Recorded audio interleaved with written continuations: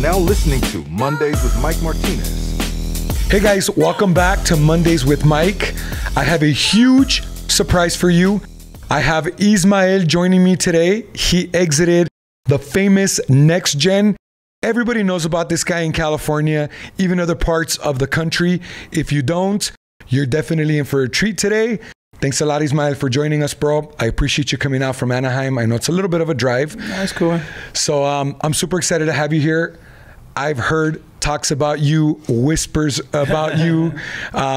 One of the only Hispanics, one of the only Mexican Americans that have exited a company for over $100 million that I personally know of. And a lot of people know about you in Southern California. You're a legend when it comes to appreciate it, man. You know, Hispanic business owners here. So do me a favor, bro, introduce yourself. Tell us a little bit about yourself. Where were you born? Where'd you grow up at? How did life treat you as a kid? My name is Ismael Valdez. I was born in Michoacan, Mexico. I got here when I was 6 years old. Me and my brother got here when we were 6 years old. Grew up in Anaheim, stayed in Anaheim my whole life. This is where I came from right now. And again, sorry for being late for the podcast. You're good, bro. But yeah, grew up in Anaheim, never left my hometown, Orange County. So got into the trades at an early age, around 18 years old. I don't know if you guys want to start there. Or... Yeah. So 18 years old, you know, you got into what trade? What trade is it? I mean, we all know NextG was the leader of HVAC when you sold that business. So what trade did you get into at 18 years old? At 18 years old, I got into the air conditioning business. I worked at a supply house for about 8 years called Howard Industry. We used to distribute and sell American Standard equipment right here in Orange County. I worked there for about 8 years old. And that's how I got into the trades. Built a ton of relationships there. But one of the biggest factors on how I was able to sell NextG was Howard Industry, because I was able to build a ton of relationships there. I was able to meet a ton of good owners. Most of them were mom and pop shops. You know, all between $2 to $3 million. Most of them, I would say $1 or $2 million in revenue. But I was educating myself every single day there when I was talking to them. I have a curious mind. When people would go there and buy equipment, I would always ask them a million questions, and I was always trying to educate myself on why people did the way they did it and why they were in the industry. And you know, once I started seeing like how much potential, how much money you could make in being a regular plumbing and air conditioning, you know, a roofer, an electrician. Once I saw that, it was fucking mind-blowing, man. It was mind-blowing to see that kind of potential. So you decided to get your HVAC license? I grew 2 businesses before I got my HVAC license. So doing that? Yeah.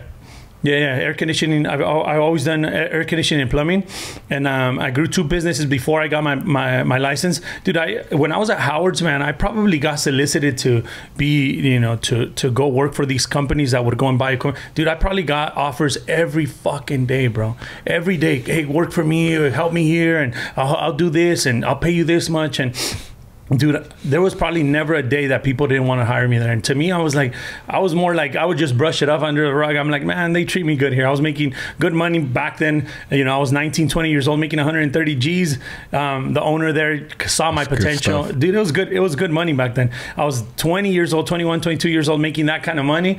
And the owner was super chill with me. And I thought, you know, I had everything. I was like, man, 130 G's. So does Howard's, like, what exactly do they do? Distributors. Yeah. Okay. So it's a distribution for all these contractors. They would go and pick up equipment and material there, and I was there behind the counter taking care of them. I would go to their shops and educate them on sales. I would go to their shops and try to get them to buy American Standard, which was the equipment I was distributing back there, selling back then. And yeah, it was a good experience, man. Dude, so how did you end up running other companies? Were you like the general manager there, the VP of ops? Dude, I was the head janitor, man. I was the head janitor. I was, honestly, how it came about is this guy named Ken Stark came over, like kept bugging me every fucking week. Bro, you got to come over here. All these installers love you. They all know you. They all want, you know, you're good. You'll be a good leader to them. Let's grow a company together. He finally, I think he gave me like $50,000 in cash and put me front courtside tickets for the Lakers. He knew I was a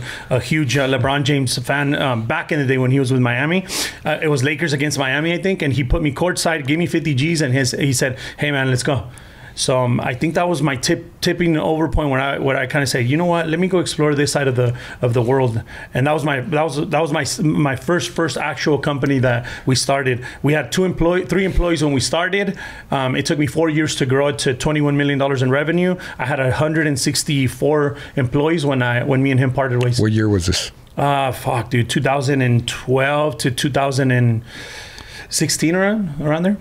How old were you at that time? Dude, I was like 26, 27, 28. Yeah. How old are you now? 37. 37. You're young, bro. You're young. I sold NextGen when I was 34. That's 34. Good stuff. So when did you get your license? When did you decide to stop growing a business for somebody else? It was there. So me and Ken parted ways, I think around 2016. I was so ignorant back then. I didn't know what a corporate agreement was. I didn't know what an operational agreement is to be able to have ownership of a company, or true ownership of a company back then. So it was a handshake, and I grew that company to 21 million. We had a disagreement. I think he was drying up on cash flow too. So we parted ways in 2016. First couple weeks I hated him. I was like, how could you do this to me? Like, there's no fucking way that I grew this company for you and you could just get rid of me that quick, And that kind of set up a light bulb in my head. Like I knew I could do the job, and I knew I could grow these companies. I knew how to structure and recruit them and grow them. And that's when I said, you know what? I'm not going to do this again for anybody, man, because these people think that I'm replaceable, and they think that just with the snap of a finger they could just get rid of me. And you haven't since then? No partners? No. I don't think I would. God forbid something happens, but no. I don't think I would do it, man. I'm too confident in what I do. I know what the fuck I'm doing, and I don't think I would do it again. You sound like the Canelo of construction, bro. I'll knock anybody out, Dude, honestly, I don't mean to sound cocky. I don't mean to sound, I just know what the fuck I'm doing. I don't think there's nobody out there better than me at growing these companies. You could grab me and put me in fucking Mississippi and give me, a little mom and pop shop. I'll grow them to 10, 15, 20 mil in a snap of. So I think if you sell a company for over $100 million, yep, that builds a crazy amount of confidence, where you feel like you could just do it over and over and over. So I definitely understand. It teaches you a lot too. So it doesn't just build your confidence in who you are as a person, but it teaches you a lot. And anybody out there that's grown and sold a company, it's not an easy process. It takes a lot of guts. It takes a lot of patience. It's a lot of headaches being able to answer all these questions, because it's literally forensic accountants that are inside your business every day, asking a million questions of what you've done with the money, where this money went, tracking money, being able to track expenses, personal expenses, being able to add them back into the business. Like, it's not a oh, here's a business, write me a check and you're gone. It teaches you, it educates you a lot, number one. Number two, it teaches you a lot of confidence of what to look for what they're looking for when they're actually buying a business. And probably discipline as well with your finances, with your personal finances. Oh, yeah, for sure. That's what a lot of business owners lack, is, the education and the disciplines of how to manage their personal finances. We should talk about that. Let's do it. So how did you manage your personal finances throughout all those years? Look, man, in 2018, I think it was the first year that we started NextGen. I got my license there. I was an actual corporation. I set up my corporation. I got my shop. I decided that day that I was going to start doing things right, and I went the right way. I got the license, not like most of these contractors out there running with no license, running with no workers' comp, running with no general liability, running with 1099 employees instead of W-2, knowing that you're managing their time. Like, I could have gone that route too, and 6, 7, 8 years down the road, somebody would have wanted to come and paid me a check, and they would have looked inside the operation and said, man, there's nothing here. You missed the whole point. You're not paying people properly. You don't have a license. You haven't paid your general liability, your workers' comp, all the things to be able to operate properly. I could have gone that route, right? But I didn't. I went the other route of like, hey, I know I got to get a license, right? To contractors out there.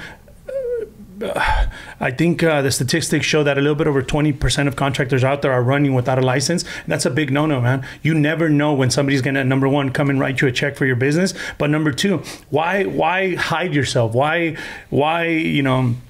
why be scared to go to work or be scared to do a job because you know you're not doing things properly? It goes back to being disciplined in every aspect of the business, right? So I could have gone that way. I went the right way. I got my contractor's license. I got my general liability. I started employing people, paying them W-2 because I knew 1099 wasn't the way to go. And I did things right. I managed my all the money that was coming back into the business. I was dumping it back there for growth. If I could have done the same thing that every contractor does out there, and started doing $2-3 million of sales, and started grabbing all that money and started living a lifestyle that I didn't afford or didn't deserve yet, right?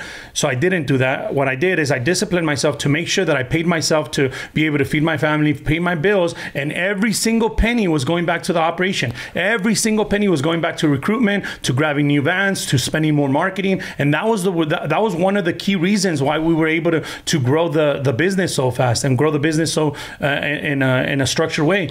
All the profit that was coming back in, I could have grabbed that fucking profit and grabbed myself another Lambo, grabbed myself another Porsche, grabbed myself another AP watch. I could have done all that, and I didn't. I disciplined myself to grab that money, put it back into the business, reinvest it back into the business, and that's how we were able to, grow these crazy numbers that we did. What's a good salary to pay yourself if you're making a couple $1 million of revenue? Dude, honestly, what I would advise people to do is to pay themselves enough where they're not stressed about bills, they're not stressed about food, they're not stressed about grabbing 1 or 2 vacations out there with their families. Like, I would pay myself enough to have peace of mind inside the operation. That number is going to be up to you guys. I would pay myself enough to have peace of mind inside the operation, because having peace of mind inside your operation, inside your business, is what's going to dictate those critical decisions inside of the business, right? If you have all this chaos going on in your life, and you have all these things that, I gotta pay this, and I gotta do this, and I gotta go do that. Like, if you have all that going in your mind when you're running and operating a business, you're gonna miss the most critical steps in growing the operation, because everything's clogged up in your head, right? And I paid myself enough to be able to have peace of mind at work, and to be able to go into work and focus at work, right? And that's how I was able to execute on all these critical decisions. Being able to, hey, should I try this marketing show, or hey, should I hire this person? Should I grab more vans? Like, being able to see all that inside the operation was because I had peace of mind at home. When you have chaos going on in your life, and you're drinking, you're partying, you're paying yourself way too much or way too little, like, when you're doing that, you don't have enough peace of mind when you're working. So that's why you're stuck in that $1 or $2 million round. When did you start NextGen? In 2018. 2018. Did you know when you started NextGen that you were going to build it to sell it? No, man. No. Look, I'll be honest with you guys. The reason why I built NextGen, and why I was so fucking infuriated when I built it, was because my previous employer, that me and him had grown the company, we were supposed to be 50-50 partners. He screwed me over out of that money. He screwed me over out of that deal. And the reason why I grew it so fast is because I was so fucking infuriated with him. I was so mad at him doing that to me, that I was like, you know what, I'm gonna build a company just to take his employees to fucking crush them. And that's the only reason why I was doing it. And that was probably about the first 6 months of the business. After I started seeing, this has potential, I could actually grow something myself without anybody else being there, that's when I started taking things serious. That's when I was like, okay, cool, I gotta make sure everybody's on the contract. I gotta make sure all employees are being employed properly. I gotta make sure that my corporation's set up properly. I gotta make sure that my contracting license is up to date, my workers' comp, I gotta make sure that I'm following all rules to make sure that I'm operating properly. So did anybody teach you how to structure and run a business? No, man. No. You learned it all on your own, systems, processes, all that was, SOPs, all that bullshit. All that shit that they're trying to sell you on the SOPs and the systems and all that you learn as you go, man. And the only way you learn it was when you have a clear head. When you have a clear head that you're actually paying attention to the business is when you learn the most. When you're worried about if you're gonna have enough customers for that day, if you're gonna have enough money for payroll, if you're gonna have, if you should be running those calls, if you should be doing those jobs yourself. When you're worried about that, you're missing the whole point of a business. The whole point of a business is just like a toddler. A toddler needs needs attention, needs nurturing, needs you to teach them how to do everything, right? And those are the most critical steps. The first 3 to 5 years of the business is when the toddler's growing and learning how to develop the brain and learning how to talk and learning how to take care of itself, right? And those are the most critical things of the business. When you neglect the toddler, what is it going to do? It's going to cry. It's going to be hungry. It's going to need your attention, right? And that's what that's what kind of happens to most of these businesses, because these guys are out there working on their own and doing that, trying to do everything themselves. They forget that the business is a toddler and it's just they're crying and they're wondering why it's crying. It needs attention. Do you think that maybe it's possible that you have a special gift when it comes to leadership that most people are not naturally good at, that they have to learn that stuff? I think that one of the critical roles in an operation is having direction in a business, right? And I think my gift that God gave me was having clarity into a direction of a business, whether it's a thermostat, a nightclub, a restaurant, a contracting business, whatever that is. I look at a business, and most of these business owners, what they lack of is direction of the business. They don't know where to take the business. And I think that's what God gifted me with. As soon as I saw, the gap that these contractors had, when I was growing NextGen, I was able to take NextGen into a direction that nobody's ever take contracting in, right? Which was like the mass media thing. I saw Coca-Cola, Budweiser, I saw Toyota, I saw, Nike, I saw all these people on billboards and TV and radio, and I didn't see any contractors there, right? I didn't see any contractors there. And I think that's the gift that God gave me, was to be able to see things and be able to put things into perspective. And that was probably the second key to growing the business, is being able to see the direction of the business and taking it that way. So very analytical. So from 2018, how many years did it take you to build up NextGen to be able to sell it? So we were in diligence in 2020. So 2017. 2017 was our first year, and we were in diligence in 2022, 2023, I think, around there. Okay. End of 2023. Okay. So about 6 years. Yeah. 6 years.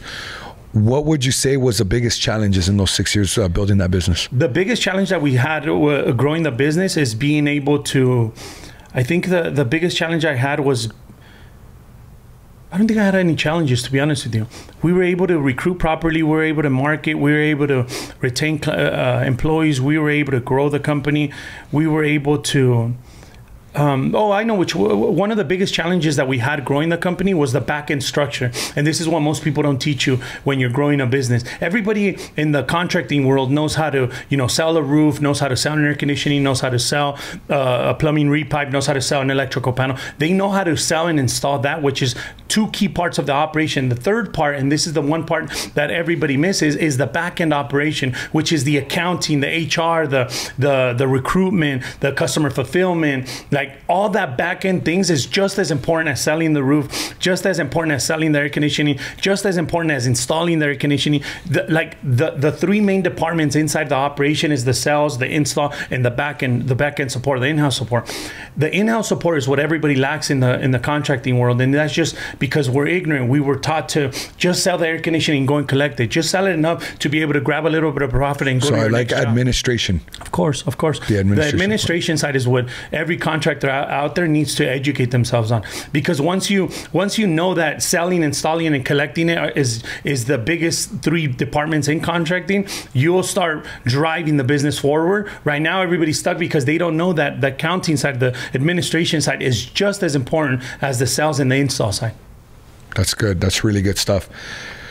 How did it come about where you decided to sell? Did they approach you? Did you start thinking about, what would it look like if I sold my company? Did you initiate it, or did they initiate it? They initiated it. So about 4 years ago, private equity came into our sector, into the roofing, in the air conditioning, plumbing sector, and they started seeing all these really, really well-ran businesses. And they started getting into it. I heard, Service Champions just sold for a couple $100 million, and, Morris Jenkins just sold for a couple $100 million. And I started hearing this more and more. And in the air conditioning world, air conditioning plumbing, there's about maybe 20 of us that are, $100 million plus. Everybody else is Couple $2, mil. $3, $4, $5 mil. You got a bunch of $20, $30 million companies too that know each other, but 100 mil plus, like, it's probably like 20 or 25 of us in the United States. So when you start hearing, oh, this guy's in diligence, this guy's selling, this guy sold for this much, this guy got paid out for this much, that kind of sparked something in me, because I started hearing, hey, Service Champions just sold, and I called Lina, I'm like, hey, what's going on? And he's like, yeah, man, they're coming for everybody. You know, they private equity came in, and literally, if you had more than 150 or 100 employees, if you had more than 100 employees, they bought you out. They bought you out. At the time when I sold NextGen, I think I had 580 employees. Wow. All working for me in-house. There was no 1099. There was no, you know, everything was W-2. Everything was, you know, was done properly. So I put NextGen, you know, all these private equities start calling and emailing me and calling my assistant and, hey, we want to talk to him. And then they start showing up to the shop and popping up on you. Yeah, just popping up, and they would wait for hours there, man. They would wait for hours, like, hey, we need to talk to you, you know. And I finally said, okay, let me look into this.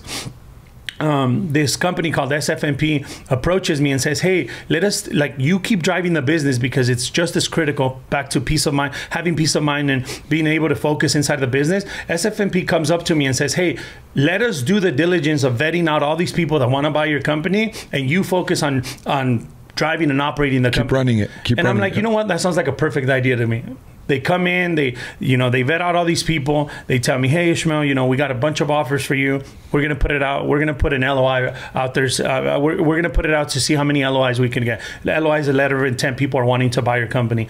I think in 24 hours, we had a little bit over 140 private equity groups that wanted to buy NextGen air conditioning. That's when it hit me. That's when I was like, God damn, this shit is worth a lot of money.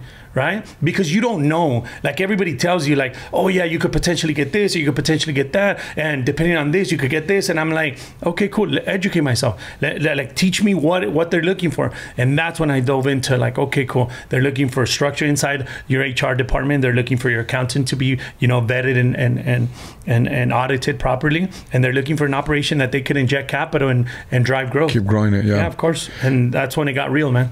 This company, did they help you with the sale as well? Like, did they protect you to make sure that you weren't getting screwed by the buyer and things like that? So they came in and they said, hey, these are all the potential offers that we got. We're going to start vetting them out. We're going to start flying them out so they could talk to you. And they started flying one by one out.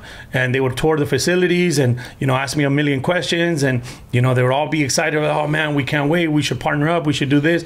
It kind of felt like I was getting drafted into the NBA or the MLB, right?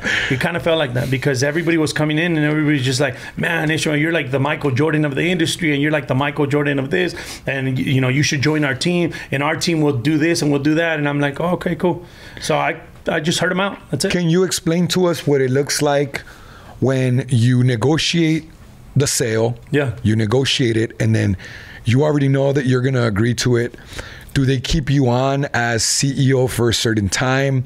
Like, can you walk us through what that looks like? So, right when you're about to go into diligence, right, which is the period of auditing that the private equities come into, that diligence period could take up to, you know, 6 months to a year, whatever it is of auditing. While you're doing that, you're getting yourself, you're getting your financials audited by you know, forensic auditors called the quality of earnings. Once you go through quality of earnings, that takes about 90 days. Once you go through quality of earnings, that will tell you exactly to the fucking penny how much money you actually made in your operation. Because look, I don't care how much of a badass CFO controller, how much of a good structured accounting department you have inside your operation, until you go through quality of earnings, then you'll educate yourself on exactly to the fucking penny how much you made inside that operation. So we go through quality of earnings, we get our EBITDA, which is your earnings, your true earnings of the company, to the penny. So it's like your true net. That's your true net. Your real net. Taxes. Yeah. So your true EBITDA will give you, you know, I think I handed the company out with $7.4 million of EBITDA when we started our deal with our private equity. And once you have that number, then it's negotiating time. Then it's like, okay, cool. Who's going to pay you this? You know, the way they were valuing us, the contractor, was multiples of EBITDA. So they value. Who does? I'm sorry to cut you off, bro. Who does the quality of earnings. There's a ton of companies out there. So it's a third party. It's not going to be your buyer. Yes. So it's your accounting team and a third party company that you hire, and then they hire their own third party company, or some of them have their in-house accounting team, and then they all talk to each other and they come up with. So they're all verifying your accountant, a third party, and another third party that is representing the buyer. And remember, guys, this shit takes time, number one, and a fucking ton of money, right? I think our quality of earnings and our diligence period was a little bit over $3 million just to do that. Because remember, they're about to write you a check for 100, 200, 300. Some of these companies sold for 400, 500. My buddy Tommy Mello owns a garage door company. Motherfucker sold it for $690 something million. A garage door company. Okay, listen to me. This guy's about to be the first billionaire that comes out of our industry. So because they're doing those type of numbers, guess what? They are gonna take their time and diligence. They're gonna take their time, make sure the quality of earnings is done and audited properly. And I know, you had to pay the $3 million? No. That all becomes part of the transaction of the transactional period. Yeah. Like selling a house. Exactly. It's all paid through escrow. Exactly. So we go through quality of earnings. We get our EBITDA. You start getting different offers from different private equity people. Some of them might want to give you 10 turns on your EBITDA. Some of them gives you 12. Some of them give you 14. Some of them even give you 10 turns of EBITDA, but then they give you earn-out periods that you can make more money as the company grows and thrives. And that was part of the cool negotiation that I got to learn, is that it's not just like, hey, here's a check, you're done. It's like, hey man, okay, cool.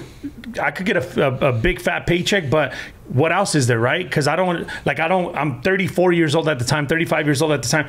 I don't want to fucking just set off to the sunset and retire. Hell no, I have ADHD. Dude, we don't even use that word. I have ADHD. We don't use that word. Real businessmen don't use that word. So I was able to negotiate a really, really good deal for me and my team, and that was the second part of why I went with the private equity that I went, which called the Wrench Group, because not only was I taken care of and my family was taken care of for generations to come, but key people inside the operations made a fuck ton of money between their stocks that they got and then the earnouts that they got too. So that was probably one of the coolest parts of selling. Are a lot of them still on? Hell yeah, they're all there. They're all running the show for these guys. Because look, I'll give you guys another form of it, another little education. After you sell your first transaction, the private equity gives you an option to roll back equity back into the portfolio. The whole portfolio could be, our portfolio is $1.8 billion. It's 16 companies all meshed into one, which create a portfolio called the Wrench Group. The Wrench Group is doing about $1.9 billion. I happen to be one of the biggest stockholders at Wrench Group. That stock that I initiated with is valued at a certain value when you bought it, and it's just like a stock at Elon Musk. It's just like a stock in Wall Street. It keeps going up and down, up and down. Well, since I bought it, the stock gradually increased. Now the portfolio is going to probably sell in the next maybe year, 2 years.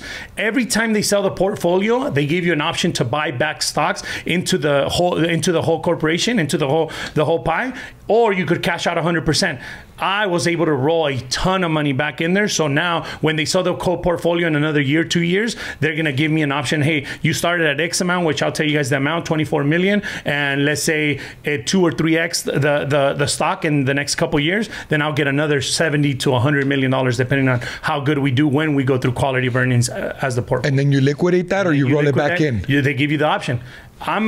Because I know how badass of an operators we are at Wrench, and we are like the 1991 Chicago Bulls. That's right. We are the best that came into the industry, because I know how strong of a leadership team the Wrench has. I'm gonna roll a fucking ton of equity back in there. That's because right. I know that whatever I roll in 3 to 5 years from now, they're gonna fucking readjust the stock and pay me out again. And so you just keep doing that over and over. On your operators at Wrench, were all those people part of your core leadership team, or is that some of your leadership team and some of the leadership team that the equity group brought in? So the leadership at NextGen is still the same, but there is a third layer of management inside of the Wrench Group that they give us access to. So if we want to advise on financials, on HR, if we want to advise on fleet, whatever it is that we want to advise, we could always call them and lean on them. So they are managing portfolio to the whole 16 companies that sold to them, and they give us access to some of the dopest knowledge that have in the industry. So NextGen is only one company of the 16 portfolio. 16. Yep. So what you're doing is you're investing back into the company that you sold, portfolio. Plus another 15 other companies that they bought. Of course. Gotcha. That's so all 16 companies are between 100 and like one of our companies at Ranch Group is Parker & Sons here in Arizona. They're probably going to do 270, 280 mil this year. They're probably going to they're about to close their year right now. 270 and change $1 million out of one location: plumbing, air conditioning, and electrical. So it's in your best interest to make sure that your baby NextGen keeps prospering and growing. And not just them, my partners too. So Parker & Sons, Morris Jenkins, Service Champions, NextGen, Air Conditioning, Baker, all those companies that are huge and critical to our portfolio. We all have a group message between all the CEOs or ex-CEOs or presidents or whoever's managing it, and we're all pumping each other up, man. Because at the end of the day, if the whole team wins, the whole team wins. They all get paid out. Beautiful. So, and that was the second reason why I sold to private equity, because I was able to have access to these fucking high level individuals that, you know, I would have probably didn't have if I didn't sell to them. I would probably never had, you know, access to some of these guys that sold their company for $300, $400, $500, $600 million, right? That were plumbers 20 years ago. Tommy's not part of that group? No, Tommy has his own group called Cortec, and you know they're doing them fucking amazing things. I met him before too. Tommy's a great guy. Yeah, they're doing amazing things in the garage door industry, and you know, yeah. I know it's a little bit high level, you know, complex things on what we're talking about, but it's once you educate yourselves, guys, on what the potential is, you'll start taking your little plumbing, air conditioning, electrical companies a little bit more serious. You'll start doing things properly. You'll start making sure you're doing things the right way instead of the easy way, and you'll start, you know, putting a path to where the company should be going. So just so you know, bro, I have a lot of people that watch this program, and they follow our social medias that are in the home services space. Dude. A lot of guys. So you're going to be a huge inspiration to everyone. One of my best friends, his name's Alonzo. Shout out to Alonzo. He did a podcast with me.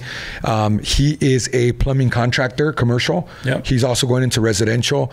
He went from like, you know, 250,000 to a couple million in the last few years. I got a lot of buddies that are in AC, a lot of buddies that follow us, you know, plumbing, contractors, everything, bro. Dude. So you're huge. That's why it was important for me to get you on the show. Because you're a huge inspiration to a lot of people. A lot of people in my circle have brought your name up that personally know you. Thank you. That say that you're super down to earth.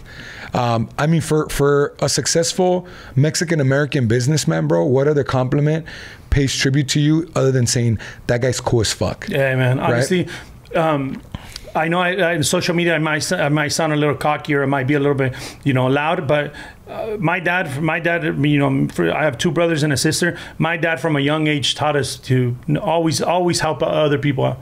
My dad made it super clear to us that the more successful you are, the more people you're going to take with you. And we were just talking about it, me and my brother yesterday at our Christmas dinner. We were just talking about how many people we've impacted, and the people that we don't even know that we've impacted. And it's pretty cool to look back and be like, man, you know, 30 years ago I was in Mexico with no mom, no dad. I was in Mexico with me and my brother just trying to figure out, like, do we even have a meal to eat, or like, where's my dad, or what happened to my mom? Like, we didn't know none of that shit. We were 5, 6 years old, right? To now come into the United States and be able to grow a business and sell business for, you know, screw what the money, what they paid us, just be able to impact that many lives. Like, now we're talking about hundreds of thousands of people that we're potentially impacting. I told my brother my mission in life, and one of my core goals in life is to be able to impact millions of people, to be able to impact millions of Hispanics out there, that to educate themselves on how to run a business properly and not just think that they're waking up every day doing the same thing over and over and never taking a step forward, because that's one of the biggest mistakes that we do as in our culture as Hispanics, as Latinos, is that we just wake up and do the things over and over, and we don't ever take the time to educate ourselves. We don't ever take the time to, you know, discipline ourselves to stop, you know, maybe drop drinking, or stop drinking, or drop the beer and focus on your business. And maybe that's what's going to take you to the next level. I'm stuck in amazement right now. Seeing you, like, you know, the respect is like through the roof. Thank you. Let me ask you, since we're talking about that topic, because a lot of Hispanics struggle with alcohol. Yep. Right. Do you drink? No, sir. I've been sober for a little bit over 7 years. And by sober, I mean like not a fucking drop of alcohol. Not like, hey, even when I sold my company and the money got wired, it was like 16 lawyers. It was the CEO of Wrench, which is Ken Haynes, and myself in a call, and it's a 5-minute call. They go like, hey, just we're here to make sure that everybody's in compliance of this. We're about to get your money. Check your bank account in the next 5 minutes. And I saw my bank account. I'm like, holy fuck. I saw the bank account, and don't think I fucking ran back to the bar and like, here's fucking toast. No, man. You know what I did? The next motherfucking day, I got back to work. I didn't celebrate. I didn't take a toast. I didn't take a drop of alcohol. I didn't take a shot. I didn't do none of that, man. I didn't do none of that. So 100% I've been sober for about a little bit over 7 years. So I know you've probably never been asked this on a podcast. I know you've done a lot of podcasts lately. What do you do for fun? You don't drink. You're extremely disciplined. I have a motto: I live, breathe, eat, shit, fuck business. Yep. So what do you do? Work. That's what you do for fun? If you guys want to see me in my happiest state, if you want to see me when I am the most peaceful, if you want to see me when I'm like when I love myself the most, just leave me alone and let me work. My dad engraved to us his work ethic was second to none. My dad went to work for 20 fucking years in front of us. When we got here to the United States, my dad went to work 20 fucking years, 20 plus years at 4 a.m. Never fucking complained. He had a fever. He was coughing. He was fucking throwing up. Sometimes he was hungover. At 4 a.m. I saw him walk out that door for 20 fucking years. And you know what that gave me? That gave me a sense of responsibility to do that for my kids. That gave me a sense of responsibility to do that for my generation. That gave me a sense of responsibility to do that for our people. So if you want to see me happy, leave me working, man. I don't want to be in fucking Cancun. I don't want to be in Cabo. I don't want to be in Miami. I don't want to be at a nightclub. I don't want to be drinking. I don't want to be socializing with you. I want to be working. That's what I want to do. I want to work. I want to educate our people, and I want to make sure that by the time I leave, there's a generational impact that we created here in the contracting business and in the world. Not just, hey, he just came and left the world and never helped anybody. That's beautiful, dude. What are you working on right now? What's next for Ismael? My thermostat, man. My thermostat's driving me crazy. I came up with the first. There's 4 patents that I'm clearing my technology and my thermostat. It's the first thermostat to be able to interact with the client, where we could send messages, we could turn on the units and we could test the units remotely from an office instead of always sending a technician to their house. There's so many things that I've been working on this thermostat. It's about 3.5 years that I've been working on the thermostat. I just launched it about 4 months ago. Mad love to all my contractors that been coming in and joining on this journey, because there's in the first 3 months that we launched the thermostat, we deployed over 6,000 units already. We have a little bit over 280 contractors that have joined our journey. And just to give you guys a perspective, Nest sold to Google in 2014, and you could Google this, by the way. So Nest sold to Google, I think in 2014, for $3.2 billion, and they have no technology behind their thermostat. So once I read that, I'm like, man, we need to innovate this. First and foremost, congratulations on that. What's the name of the thermostat? NuVe. NuVeHome.com is where you could find all the information. All my HVAC contractors that need help with their business, everybody that's joining in the NuVe networks and buying the thermostat, we have a once a month call where I go in there for an hour, 2 hours, sometimes 3 hours, and I mentor you guys on what to look for and how to grow your businesses, whether it's recruitment, marketing, operations, accounting, whatever it is that you guys need. We go in there and we deep dive into the operation to help you guys grow. How do they plug into that? NuVeHome.com. I also have a free social media group that is called NuVe Networks Group on Facebook, where there's about 7,000 contractors in their HVAC, plumbing, electrical, roofing, and all we do is post about how to help you guys, because the biggest hurdle that all contractors need to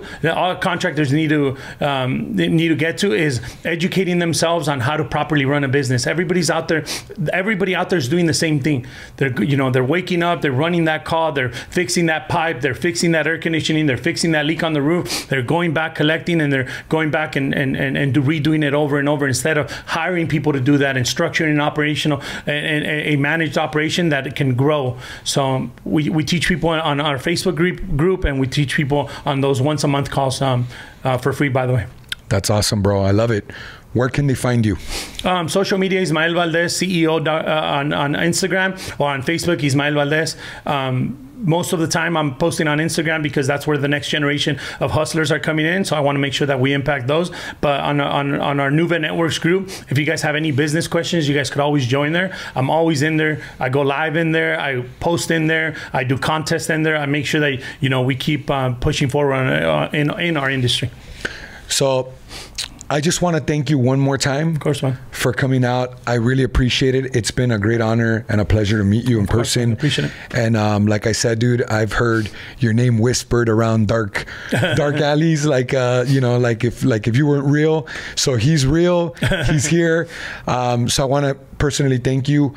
You're a huge inspiration to me. Thank you. Now I'm meeting you, hearing your story. Like I said, I had heard of you, but now hearing your story directly from you, how you're impacting, I say Mexican Americans, right? Yeah. Because we're Mexican and we're in America. Of course. So I say Mexican Americans, but it's all Latinos in Southern California and all around the country. So I'm excited to keep watching you grow, bro, your journey. And again, you're an inspiration to me. So I'm looking at building my company to sell it. Hopefully over $100 million one day, sooner than later.